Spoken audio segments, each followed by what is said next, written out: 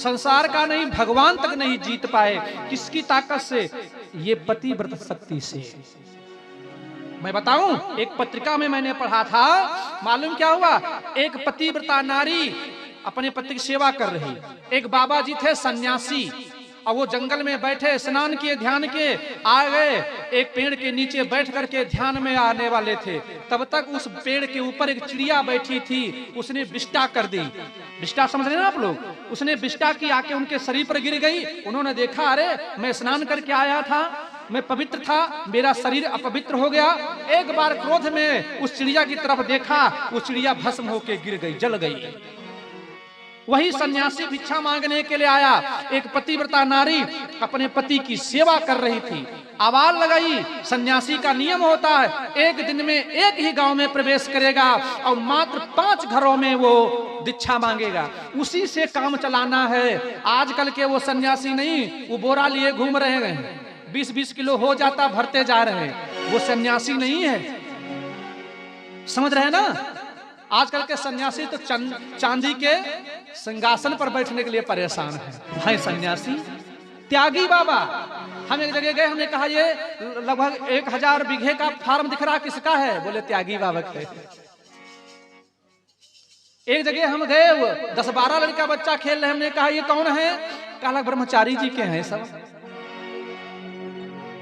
बस झूठ नहीं बोल रहा हूं, सुल्तानपुर की बात। हम कहने कहा चलो ठीक है भैया, बहुत अच्छी बात। ए भैया, वो पतिव्रता नारी सेवा कर रही थी, वो गए, आवाज लगाई, भिक्षा में दे, नहीं आई। थोड़ा इंतजार किया, फिर आवाज लगाई, भिक्षा में दे, नहीं आई। फिर आवाज लगाई, थोड़ा इंतजार करके, तीसरी बार आवाज लगाई, नहीं आई। बाद में वो पहुंची, चौथी बार में आवाज देने वाले थे, हाथ में भिक्षा थी। तो ये सन्यासी बड़े क्रोध में, इनकी आंखें लाल लाल थी, और उसने मुस्कुराते हुए उत्तर दिया। कहा सन्यासी कहाँ? हाँ। कहा अपनी आंखें लाली पीले मेरी तरफ मत करिए, मैं उस पेड़ की वो चिड़िया नहीं हूं जिसको आपने क्रोध में देख लिया था, जल गई। मैं पतिव्रता हूं और मैं अपने पति की सेवा कर रही थी, इसी में विलंब हो गई हूं। ये आंखें हमको मत दिखाना, तुम्हारे से सन्यासियों को मैंने बहुत देखा है। अरे उस सन्यासी ने हाथ जोड़ लिए। पतिव्रत धर्म में वो ताकत होती है, सतीत्व में वो शक्ति है, समझ रहे हैं ना? और मैं बता दूं आपको, पति के काम जो आए उसी का नाम नारी है। अरे सहज है पत्नी बन जाना, निभाना काम भारी है। पति पत्नी बन गई, पहले पति होते थे। मालूम भैया, मैंने पढ़ी लिखी महिला से पूछा था कि पति का शाब्दिक अर्थ बताइए। पति का शाब्दिक अर्थ है, पढ़ी लिखी महिला थी, जूनियर हाई स्कूल की, वो टीचर थी। मैंने पूछ लिया, नहीं बता पाई कि पति का शाब्दिक अर्थ क्या होता। मगर अब आजकल पति कहाँ होते हैं? अब आजकल मालूम क्या होते हैं? हस्बैंड। बैंड माने बाजा, जहां मनवा बजा रही है। अब कहां पति रह गए? अब पति वती नहीं होते। तो आइए चर्चा की तरफ आप लोग ध्यान दीजिएगा। आज बताया गया है भैया मेरे, हम आपसे बताएं। सुंदरी ने कहा मुझे पति की सेवा चाहिए, मैं पति की सेवा के लिए जाऊंगी। भगवान ने जन्म दे दिया, कहां? उसी राजा के वहां, जिस राजा के वहां ये हाथी बने हुए बंधे, राजकुमारी के रूप में जन्म हुआ। देखो कर्मों की जो गति है बहुत न्यारी होती है, कर्म गति बहुत प्रबल होती है। कैसे? दोनों लोग पति पत्नी हैं और दोनों एक ही स्थान पे हैं, दोनों का मालिक भी एक ही है, दोनों का पोषण करता पालन करता एक है, पर एक हाथी के रूप में है, तो एक उसी घर में राज कुमारी के रूप में है। स्थान एक ही है पर फर्क हो गया है ना। तो आइए जरा आप लोग समझिएगा, हुआ क्या? धीरे धीरे राजकुमारी थोड़ा सयानी हुई, और जब राजकुमारी थोड़ा बड़ी हुई तो एक दिन ये खेलते खेलते अपने हाथी पास आ गई। और जैसे अपने हाथी के पास आकर के पहुंची, हाथी ने देखा, अरे हाथी ने पहचान लिया, अरे ये तो मेरी पत्नी है। उन्होंने पहचान लिया, अरे ये तो मेरे पति हैं। परस्पर दोनों बड़े प्रेम से पति और पत्नी के रूप से ही रहने लगे, पति पत्नी के ही भाव से रहने लगे।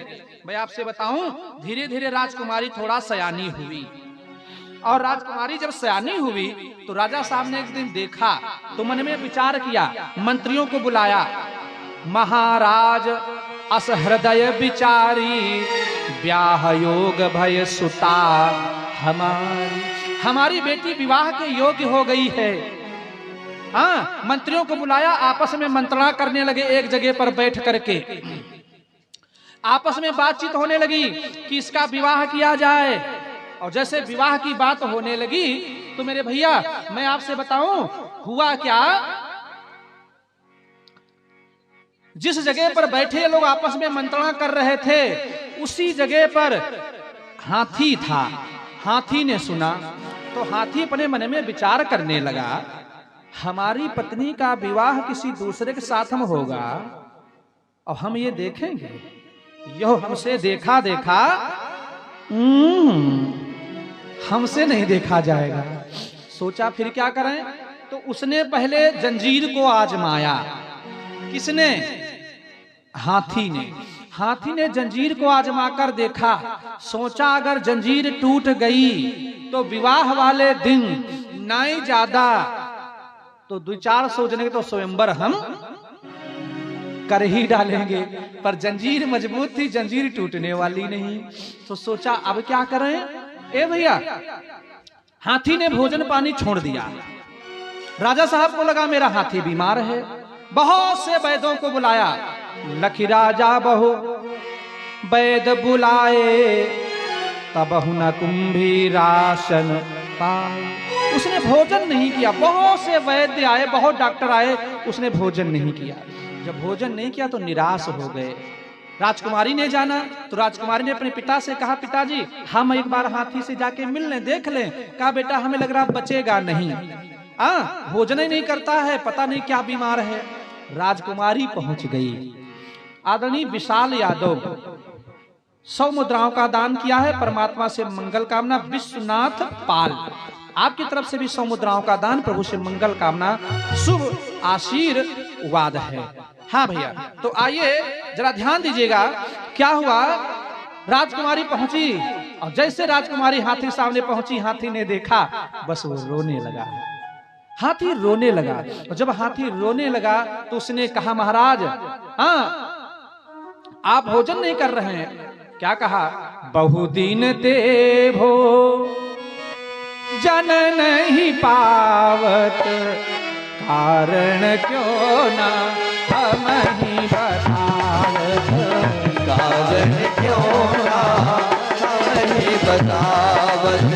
बहुदिन देवो जन नहीं पावत, बहुदिन देवो जन नहीं पावत, कारण क्यों ना हम ही बतावत, कारण क्यों ना हम ही बतावत। महाराज हमने सुना है आप बहुत दिन से भोजन नहीं कर रहे हैं। हाथी रोने लगा। कहा रो क्यों रहे हैं? हाथी ने कहा भोजन क्यों नहीं कर रहे हैं? कहा क्यों? कहा सुनिए।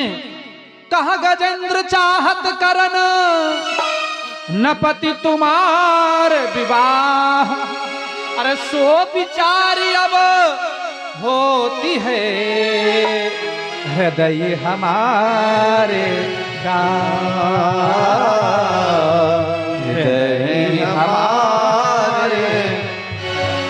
महाराज क्या कहा? ध्यान देना। महाराज जो है वो आपका विवाह करना चाहते हैं। हमने जिस दिन से सुना है मुझे बहुत दुख हो रहा, बहुत कष्ट हो रहा है। तुम्हारा विवाह किसी दूसरे के साथ में हो और हम यहाँ बंधे बंधे देखें, इसीलिए हमने भोजन छोड़ दिया। हम मर जाएंगे और हम जब मर जाए तो तुम्हारे जौन मन हो तुम तौन करे। ऐसे जब बोले तब उस राजकुमारी ने क्या कहा? कहा महाराज कहा सुनिए। तब तो कछ सोचा नहीं त्यागे सिरजनहार, अब 84 नरक में हाय आय पड़े भरतार, आई पड़े भरतार। महाराज तब आपसे कहा गया तो आपने विचार नहीं किया। अब 84 लाख योनियों में आ गए हो तो अब रो रहे हो। तब तो क्यों कार्तिक की आशा तब तो की होता, की आशा तब तो की होता, की आशा तब तो की होता, तब तो की हो, तब तो की हो, तब तो की हो कार्तिक की आशा। अब काहे रोवत, अब काहे रोवत बड़े बड़े आशा, अब काहे रोवत बड़े बड़े आशा, अब काहे रोवत बड़े बड़े आशा, अब काहे रोवत। महाराज तब आपसे कहा गया गुरु कर लो, तो आपने कार्तिक की पूर्णमासी की आशा की और अब रो रहे हो। तो हाथी और रोने लगा। उसने कहा आप रोइए मत, आप रोइए ना। कहा क्यों? ताते पुण्यमय कहती हो, दुख तज भोजन खाओ, अरे तुम्हें छाड़ हम अरे ना करब और किसी से प्यार, और किसी से प्यार। महाराज चिंता छोड़ दीजिए, हम आपको छोड़कर वैसे किसी साथ में विवाह नहीं कर सकती। आपके लिए मैंने बैकुंठ छोड़ दिया, भोजन करिए। हाथी ने जैसे सुना, कहा आप दूसरे साथ विवाह नहीं करेंगे? कहा ना। हाथी कहने लगा तब तो हम बेकार भूखे मरे जा रहे। वहां पर जो सूखे पत्ते उत्ते पड़े थे ना, उठा उठा कर खाना शुरू। राजा साहब ने देखा, बोले हैं दुनिया के डॉक्टर बुला के हम हार गए, ये MBBS सिविल सर्जन हमारे घर में बैठे थे। अरे बेटा ऐसी कौन सी दवा दे दी? कहा पिताजी आप समझेंगे नहीं, हम अगर बतावेंगे तो आप माने